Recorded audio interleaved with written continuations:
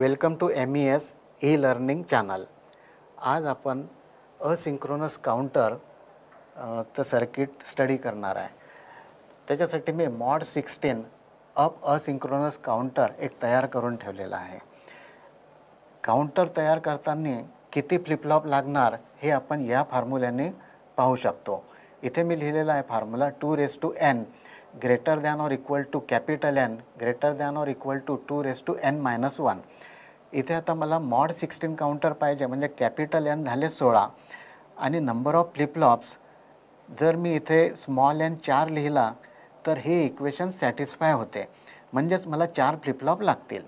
आणि IC use केलेली आहे याच्यासाठी मी 7476 ही आहे JK-MS फ्लिपफ्लॉप IC आणि एका ICमध्ये 2 फ्लिपफ्लॉप आहेत, म्हणजेच मला 2 IC लागतील. आणि हे मी सर्किट तयार केलेलं आहे ते मी आता तुम्हाला एक्सप्लेन करतो. तर या सर्किटमध्ये मी काय केलेलं आहे, सध्या रिसेट पिन जी आहे चारही फ्लिपफ्लॉपची रिसेट पिन ही हाय लेव्हलला कनेक्ट केलेली आहे. याच्यामुळे काय होईल ते मी दाखवतो. जर मी पॉवर सप्लाय चालू केला तर पहा आपल्याला एक रँडम नंबर मिळून राहिला. इथे हा इकडचा जो आहे हा LSB आहे आणि हा जो आहे लेफ्ट हँड साईडला हा MSB आहे. म्हणजे आता मला इथे 7 मिळून राहिले आहे. ॲक्च्युअली जेव्हा पॉवर सप्लाय आपण चालू करतो तेव्हा मला 0000 मिळाला पाहिजे. ग्रीन कलर म्हणजे लो लेव्हल 0 आणि रेड कलर म्हणजे हाय लेव्हल 1. तर आता मला स्टार्ट 000 पासून करण्यासाठी ही जी रिसेट पिन आहे चारही फ्लिपफ्लॉपची रिसेट पिन मी एका ठिकाणी शॉर्ट केलेले आहे आणि हे सिंगल एक वायर घेतलेली आहे. ही वायर जर मी लो लेव्हलला दिली ग्राउंडला तर पहा इथे आपल्याला 0000 मिळालेलं आहे, म्हणजे काउंटर 0 पासून चालू होऊन राहिलं. पुन्हा मी एकदा पॉवर सप्लाय ऑन आणि ऑफ करून दाखवतो. हे पहा आता मी ऑफ केला पॉवर सप्लाय आणि आता जर मी ऑन केला तर पहा मला स्टार्टिंग नंबर हा 0000 मिळणार आहे. आणि या मी इथे मॅन्युअल क्लॉक देऊन राहिलो, पण रिसेट पिन जर लो लेव्हलला असली तर काउंटर नेक्स्ट स्टेटला जाणारच नाही, तो ॲडव्हान्स होणारच नाही. पहा मी इथे क्लॉक पल्स देऊन राहिलो, आउटपुट काहीही चेंज होऊन नाही राहिलं. इथे तुम्ही पाहू शकता LED चारही LED लो लेव्हलला आहे, ग्रीन कलर ते दाखवून राहिले. पहा मी हा क्लॉक देऊन राहिलो. तर आता काउंटर जेव्हा मला स्टेट चेंज करायचे आहे तर या ज्या रिसेट पिन आहे किंवा याला क्लिअर पिनसुद्धा म्हणतात, तर या चारही फ्लिपफ्लॉपच्या रिसेट पिन मला VCCला म्हणजे हाय लेव्हलला 5 व्होल्टला कनेक्ट करावं लागतील. पहा आता मी ही वायर 5 व्होल्टला दिलेली आहे आणि आता मॅन्युअल क्लॉक देऊन आउटपुट कसं चेंज होते ते मी दाखवणार. हे पहा पहिला क्लॉक दिला तर मला इथे हा 1 मिळालेला आहे. दुसरा क्लॉक दिला तर हा 2 मिळाला, बायनरीमध्ये 2. नंतरच्या क्लॉक नंतर हा मला 3 मिळाला. नंतर हे 4 आहेत. नंतर आता हा 5. काउंटर काय करतो, number of clock pulses measure करतो, मोजतो. आता 5 क्लॉक पल्सेस झाल्या, मी जेव्हा 6वी क्लॉक पल्स देईल तेव्हा मला इथे 6 मिळतील. हे 6 आहेत. नंतरच्या क्लॉक पल्सला 7व्या क्लॉक पल्सला मला 7 मिळतील. नंतर हे 8, नंतर हे 9, नंतर हे 10 क्लॉक दिल्यानंतर मला हे 10 मिळालेले आहे. नंतरच्या क्लॉक नंतर हे 11, नंतर हे 12 आहेत. आता हे 13, 14, 15व्या क्लॉक नंतर हे 15 मिळालेले आहेत बायनरीमध्ये. आणि जेव्हा मी 16वी क्लॉक देईल तेव्हा काउंटर 0ला रिसेट होईल. आणि पुन्हा मग पहिली क्लॉक पल्स दिल्यानंतर 1 म्हणजे 1, नंतर 2, 3 यानुसार काउंटर ॲडव्हान्स होत राहील. आणि समजा काउंटर ॲडव्हान्स होऊन राहिलं आणि इन बिटवीन मला हे समजा रिसेट करायचं आहे, तर त्याच्यासाठी मला काय करावं लागेल, ही जी रिसेट पिनची वायर आहे कॉमन वायर ती मी जर ग्राउंडला टच केली तर पहा आता इथे 000 झालेले आहे. म्हणजे कोणतीही सिस्टीम रिसेट करायची असेल तर power on reset he facility द्यायला पाहिजे. आणि जेव्हा तुम्ही लो लेव्हलचा सिग्नल सगळ्या रिसेट पिन किंवा क्लिअर पिनला द्याल तेव्हा पूर्ण सिस्टीम हे काउंटरसुद्धा आपलं रिसेट होईल. स्टार्टिंग स्टेट सुरुवातीच्या स्टेटमध्ये जाईल. सुरुवातीची स्टेट आहे आपली 0000. लो फ्रिक्वेन्सीसाठी 1 हर्ट्ज किंवा मॅन्युअली क्लॉक देऊन आपण LEDवर आउटपुट पाहिलेलं आहे हे नंतर मी हाय फ्रिक्वेन्सीसाठी CROवर दाखवणार आहे. JK फ्लिप फ्लॉप जो आहे याला जर आपण अशी क्लॉक दिली तर ही आहे negative going edge. JK flip फ्लॉपचं आउटपुट हे निगेटिव्ह गोईंग एजला चेंज होते. तर हे मी तुम्हाला CROवर दाखवणार आहे की कसं या निगेटिव्ह गोईंग एजलाच म्हणजे क्लॉक जेव्हा हाय लेवलपासून लो लेवलला जातो त्यावेळेसच कसा चेंज होतो स्टेटमध्ये. या एजला चेंज होणार नाही कारण ही पॉझिटिव्ह गोईंग एज आहे. या निगेटिव्ह गोईंग एजला पुन्हा चेंज होईल, इथे चेंज होणार नाही. तर हे सगळं मी तुम्हाला CRO स्क्रीनवर एक्सप्लेन करणार आहे. त्यासाठी आपण सर्किटचं ऑपरेशन पाहिलेलं आहे. आता मला हा इफेक्ट दाखवायचा आहे की निगेटिव्ह गोईंग एजलाच कसं काउंटरचं आउटपुट चेंज होते, बदलते. तर त्यासाठी मी हाय फ्रिक्वेन्सी सिग्नल देणार आहे. ॲप्रॉक्सिमेटली फ्रिक्वेन्सी राहील 1 किलोहर्ट्झ म्हणजे 1000 हर्ट्झ. एका सेकंदामध्ये मोर दॅन 1000 क्लॉक सायकल्स मला मिळणार आहे. क्लॉक पल्सेस इथे आपण अप्लाय करणार आहे. तर पहा आता CRO स्क्रीनवर ही जी वरची वेवफॉर्म जी आहे ही आहे क्लॉक सिग्नल. तर आणि ही जी खालची वेवफॉर्म आहे ही आहे LSB आउटपुट. आणि LSB आउटपुट काय असते तर जी काही क्लॉक फ्रिक्वेन्सी आपण देऊ त्याच्यापेक्षा अर्धी फ्रिक्वेन्सी मला मिळणार आहे म्हणजे डिवाइड बाय 2. तर हे आपण इथे बघू शकतो. आणि निगेटिव्ह गोईंग एजला JK फ्लिप फ्लॉपचं आउटपुट चेंज होतं. तर हे हाय लेवलपासून लो लेवलला हा क्लॉक चालला यावेळेसच हे आउटपुट चेंज होऊन राहिलं. तर प्रत्येक निगेटिव्ह गोईंग एजलाच हे आउटपुट चेंज होईल. लो असलं तर हाय होईल, हाय असलं तर लो होईल. ही जी पॉझिटिव्ह गोईंग एज आहे याला आउटपुट चेंज नाही होत. तर ही जी फ्रिक्वेन्सी आहे इथे आपण बघू शकतो. आता ही समजा पहिली एक क्लॉक पल्स, ही 2 क्लॉक पल्स. तर या 2 क्लॉक पल्समध्ये मला ही आउटपुट LSBची एकच क्लॉक पल्स मिळते. म्हणजे आपण म्हणू शकतो की फ्रिक्वेन्सी ही डिवाइड झालेली आहे, 2नी डिवाइड झालेली आहे. ही जर 1 किलोहर्ट्झ असली तर ही 500 हर्ट्झ मला मिळणार आहे. तर हे झालं LSBचं. तर आता मी हे सेकंड बीट दाखवणार आहे. आत्ताच आपण काय पहिलं बीट पाहिलं LSB, नंतर आता सेकंड बीट. तर दुसरा फ्लिप फ्लॉपचं आउटपुट जे आहे ते मला सेकंड बीट देईल. तर ही फ्रिक्वेन्सी आता पहा, क्लॉक आहे आणि खालचा जो सिग्नल आहे हा सेकंड बीटचा आउटपुट आहे. इथे आपल्याला दिसून येईल की जेव्हा 4 क्लॉक पल्सेस मिळतात पहा, 1 2 3 4, 4 क्लॉक पल्स नंतर हे आउटपुट चेंज होते. या इथे निगेटिव्ह गोईंग एजला इथे चेंज झालेला आहे पहिल्यांदा. नंतर ही पहिली पल्स, ही दुसरी, तिसरी, चौथ्या क्लॉक पल्सला पुन्हा हे चेंज होते. 2 क्लॉक पल्स नंतर मला इथे या क्लॉक पल्सला लो टू हाय म्हणजे हे सेकंड बीटचं आउटपुट असं चेंज होते. आणि चौथ्या क्लॉक पल्स नंतर हे आउटपुट हाय लेवलवरून लो लेवलला जाते. म्हणजे 4 क्लॉक पल्स जेव्हा क्लॉक पल्सच्या येतात तेव्हा इथे मला एक स्क्वेअर वेवफॉर्म मिळते. म्हणजेच ही फ्रिक्वेन्सी डिवाइड बाय 4 झालेली आहे. क्लॉकची फ्रिक्वेन्सी जर 1 किलोहर्ट्झ असेल तर ही फ्रिक्वेन्सी आता 250 हर्ट्झ आहे. तसंच आता तिसरा बीट जे आहे तिथे डिवाइड बाय 8 होणार आहे फ्रिक्वेन्सी. तर ही फ्रिक्वेन्सी आता डिवाइड बाय 8 हे बरोबर दाखवण्यासाठी मी थोडं CROचं हे टाईम डिव्हिजन नॉब चेंज करतो.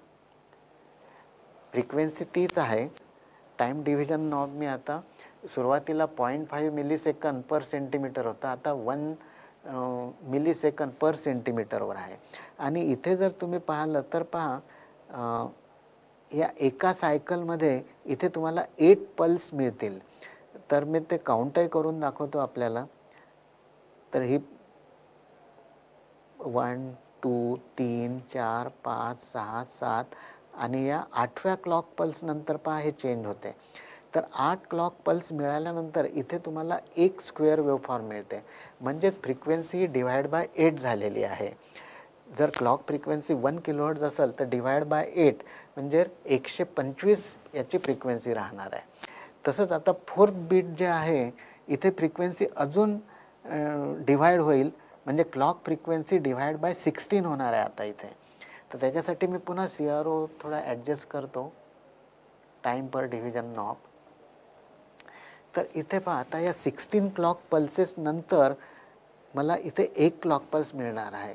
हे थोडं मेजर करायला डिफिकल्ट जाते, पण या पल्सेस ज्या आहेत ना या 16 आहेत. 16 क्लॉक पल्स नंतर हे एक सायकल मिळते. असं आपण इथे कंपेअर करू शकतो. आणि जे के फ्लिपफ्लॉप हा निगेटिव्ह एज ट्रिगर असल्यामुळे निगेटिव्ह एजलाच म्हणजे जेव्हा क्लॉक हाय लेवलपासून लो लेवलला जातो त्यावेळेसच आउटपुट हे चेंज होत असते.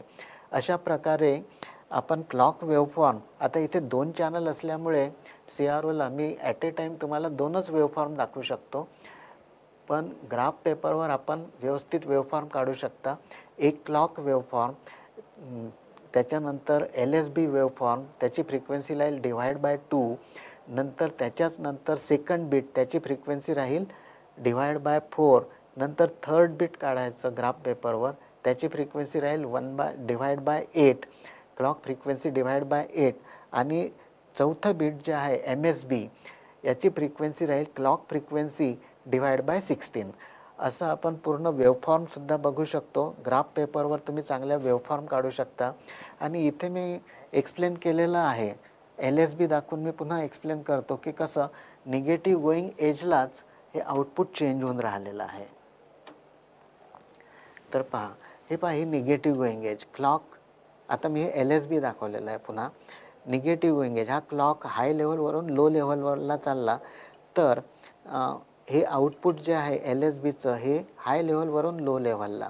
फॉर प्रत्येक निगेटिव्ह गोईंग एजला जे के फ्लिपफ्लॉप हा टॉगल होतो. जेव्हा जे आणि के दोन्ही इनपुट आपण हाय लेवलला कनेक्ट करतो तेव्हा प्रत्येक निगेटिव्ह गोईंग एजला जे के फ्लिपफ्लॉप टॉगल होतो. पहा इथे हा पहिल्यांदा टॉगल झाला म्हणजे हाय लेवलवरून लो लेवलला गेला. नंतर ह्या दुसऱ्या एजला निगेटिव्ह गोईंग एजला पुन्हा तो लो लेवलवरून हाय लेवलला गेला. तशा प्रकारे आपण वेव्हफॉर्म पाहू शकतो. तर हे झालं आहे मॉड 16 असिंक्रोनस काउंटर. त्याच्यासाठी आपण 4 फ्लिपफ्लॉप वापरले आणि असिंक्रोनस काउंटर ला दुसरं नाव रिपल काउंटरसुद्धा म्हणतात. तर असिंक्रोनस काउंटरमध्ये काय करायचं असते, जे के पिन प्रत्येक फ्लिपफ्लॉपच्या जे के पिन या हाय लेवलला म्हणजे 5 व्होल्टला कनेक्ट करायच्या असतात. त्याच्यामुळे काय होते, प्रत्येक निगेटिव्ह गोईंग एजला जे के फ्लिपफ्लॉप टॉगल होतो. आता या सर्किटमध्ये काय आहे, आपण जो क्लॉक दिलेला आहे तो फक्त पहिल्या फ्लिपफ्लॉपला दिलेला आहे. त्याच्यामुळे काय होते, पहिला फ्लिपफ्लॉप हा प्रत्येक निगेटिव्ह गोईंग एजला टॉगल होतो. त्याच्यामुळे त्याची फ्रिक्वेन्सी 1/2 होते, क्लॉक फ्रिक्वेन्सी डिवाइड बाय 2. आणि दुसऱ्या फ्लिपफ्लॉपला काय असते, हा जो सिग्नल आहे पहिल्या फ्लिपफ्लॉपचा आउटपुट तो क्लॉक म्हणून ॲक्ट होतो. तर याच्यानंतर जर तुम्हाला वेव्हफॉर्म दाखवायची असली तर सेकंड फ्लिपफ्लॉपची पण तुम्ही इथे दाखवू शकता. अशा प्रकारे असिंक्रोनस काउंटर ऑपरेट होते. हा खालचा सिग्नल जो आहे हा पहिल्या बीटचा म्हणजे LSB आउटपुट आहे आणि हा LSB हा सेकंड फ्लिपफ्लॉपला क्लॉक म्हणून ॲक्ट होतो. तर इथे मी तुम्हाला दाखवू शकतो की जेव्हा LSB हा हाय लेव्हलवरून लो लेव्हलला जातो म्हणजे निगेटिव्ह गोईंग एज असते त्यावेळेसच दुसरा फ्लिपफ्लॉप जो आहे तो टॉगल होईल. थोडी ही फ्रिक्वेन्सी टाईम नॉब ॲडजस्ट करून मी असं दाखवू शकतो की हे आता LSB आउटपुट आहे आणि हे सेकंड बीटचं आउटपुट आहे. तर प्रत्येक निगेटिव्ह गोईंग एजला सेकंड बीटसुद्धा चेंज होऊन राहिलं. आता काय होऊन राहिलं, असिंक्रोनस काउंटरमध्ये पहिल्या फ्लिपफ्लॉपचं आउटपुट जे आहे ते क्लॉक म्हणून सेकंड फ्लिपफ्लॉपला अप्लाय केलेलं असते. त्याच्यामुळे हा खालचा सिग्नल जो आहे हा दुसऱ्या फ्लिपफ्लॉपला क्लॉक म्हणून मिळून राहिलेला आहे. त्याच्यामुळे ही फ्रिक्वेन्सी LSBचं आउटपुट जे आहे त्याच्यापेक्षा डिवाइड बाय 2 राहणार आहे. तर हे निगेटिव्ह गोईंग एजला कसं आउटपुट चेंज होते ते पण इथे आपल्याला दिसून येते आहे. इथे पहा, हे हाय लेवलवरून लो लेवलला गेला हा सिग्नल LSBचा आउटपुट आणि सेकंड बीट जे आहे हाय लेवलवरून लो लेवलला. याच्या प्रमाणे जी फ्रिक्वेन्सी आहे दुसऱ्या फ्लिपफ्लॉपची ती पहिला फ्लिपफ्लॉपचं जे आउटपुट आहे त्याच्यापेक्षा 50% अर्धी राहणार आहे. तर हे झालं आपलं पूर्ण क्लॉकवर हाय फ्रिक्वेन्सी क्लॉक दिल्यानंतर ऑपरेशन या सर्किटचं.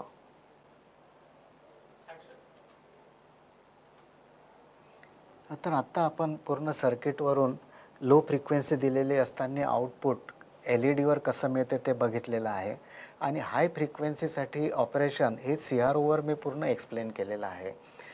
तर JK फ्लिपफ्लॉप जो निगेटिव्ह एज ट्रिगर्ड असतो, म्हणजे हा जर आपण क्लॉक दिला तर प्रत्येक निगेटिव्ह गोईंग एजलाच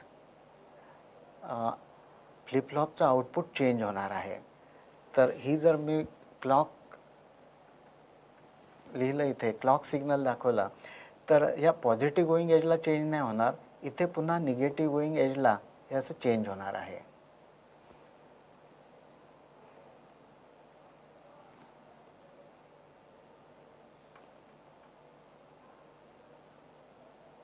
तर हे झालं पहिलं बीट, LSB मी इथे लिहितो. आणि सेकंड बीट जे आहे त्याच्यासाठी आता या निगेटिव्ह गोईंग एजला चेंज होणार आहे. समजा सुरुवातीला हाय लेवल असेल, प्रत्येक निगेटिव्ह गोईंग एजला काय होणार, टॉगल होणार फ्लिपफ्लॉपचं आउटपुट, म्हणजे कॉम्प्लिमेंट ऑफ प्रिव्हियस स्टेट. ही पुन्हा निगेटिव्ह गोईंग आहे, इथे चेंज होणार आहे हे. अशा प्रकारे आता LSB आउटपुट फ्रिक्वेन्सी ही क्लॉकच्या अर्धी आहे आणि सेकंड बीटची फ्रिक्वेन्सी ही क्लॉकच्या 1/4 राहणार आहे. किंवा इथे जर पाहिलं आपण फर्स्ट बीट आणि सेकंड बीट, तर सेकंड बीटची फ्रिक्वेन्सी फर्स्ट बीटच्या अर्धी राहणार आहे. अशा प्रकारे आपण सुंदर वेवफॉर्म ग्राफ पेपरवर काढू शकता आणि कसं निगेटिव्ह गोईंग एजला आउटपुट चेंज होते असिंक्रोनस काउंटरमध्ये जेव्हा आपण JK फ्लिपफ्लॉप वापरतो, ते तुम्ही बरोबर एक्सप्लेन करू शकता.